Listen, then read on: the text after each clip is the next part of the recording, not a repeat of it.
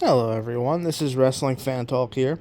So in this video, I wanted to talk about Bobby the Brain Heenan. More specifically, I wanted to talk about why I think he's the greatest manager of all time. Bobby the Brain Heenan got started in the mid-60s in the World Wrestling Association, which was ran by Dick the Bruiser. Bobby the Brain Heenan was a big wrestling fan growing up. Massive wrestling fan. And he started in the mid-60s as a wrestler. He was known as a really, really great worker. He was entertaining, and he knew how to play the heel role, both as a wrestler and as a manager. As a manager, he really understood the heel psychology and movement of a manager, and that's how he eventually got pushed.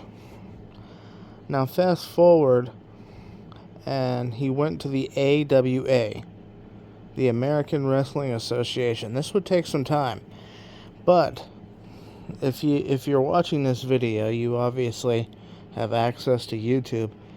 I would YouTube Bobby the Brain Heenan and Nick Bockwinkel, AWA, and I would watch some of those old interviews with them. They are classic, old school professional wrestling. It's entertaining stuff, in my opinion. And it would only get better from there, even though I think that's a master class. His time when he eventually went to the WWF, now known as the WWE, was also tremendous stuff. Arguably better. Arguably even more entertaining, at least more iconic, in my opinion. Especially when you start talking about WrestleMania 3 and Andre and all that stuff. Bobby the Brain Heenan was incredibly special. And the reason I say that is because he was so over as a heel that no matter who you put with him, instantly made them a star. You could put anybody you want with them. King Haku, Andre, King Kong Bundy, anyone really.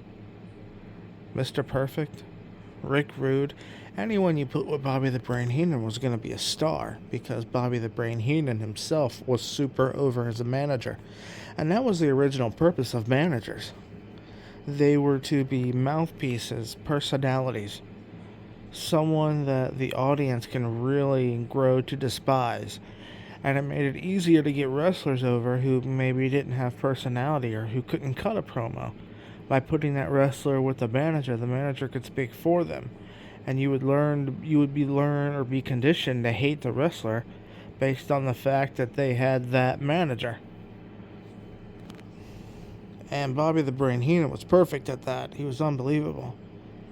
And you look at the Heenan family in the 80s, the late 80s. You look at King Kong Bundy, you look at Andre, you look at Mr. Perfect, Rick Rude, eventually the Brain Busters with Arn Anderson and Tully Blanchard. The list can go on and on with the wrestlers that Bobby the Brain Heenan managed throughout his career. But they were all better off for it.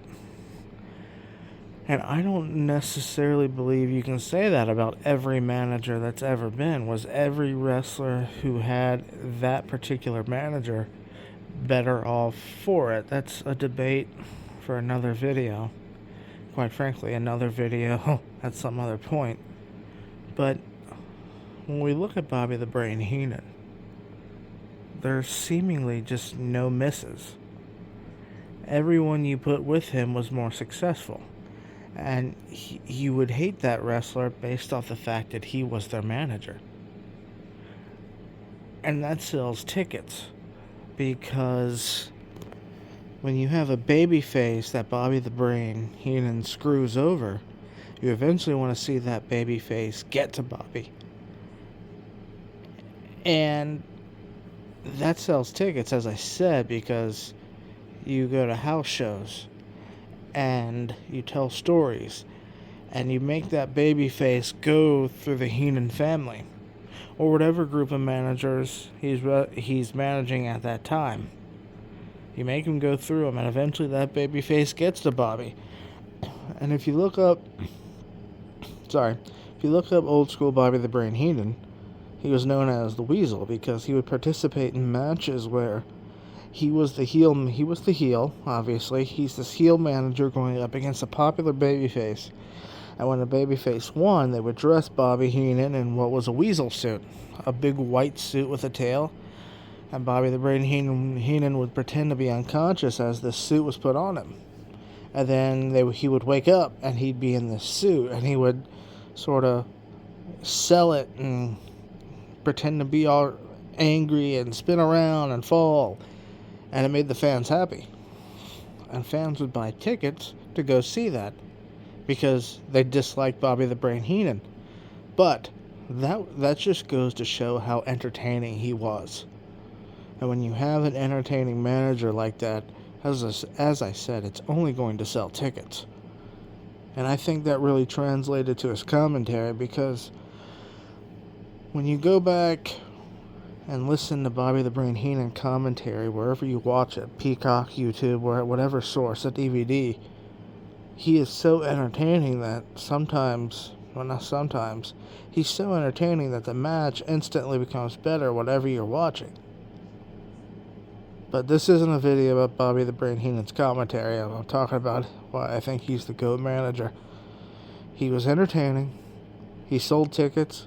He made every wrestler he got, who he managed, better, more over as a result of it. And he did it for decades. And he could work in the ring as good as the wrestlers themselves. You literally don't have a complete package like that. It's like in baseball, when you hear the term five-tool player, you can hit, you can throw, you can run, you can play defense, you can steal bases. It's every tool that player could possibly have in the sport. Well, Bobby the Brain Heenan was that for wrestling managers. He was that five-tool wrestling manager. And I don't think you get any better than that. At least not from what I've seen. But that's all for this one, guys. Wrestling Fan Talk out.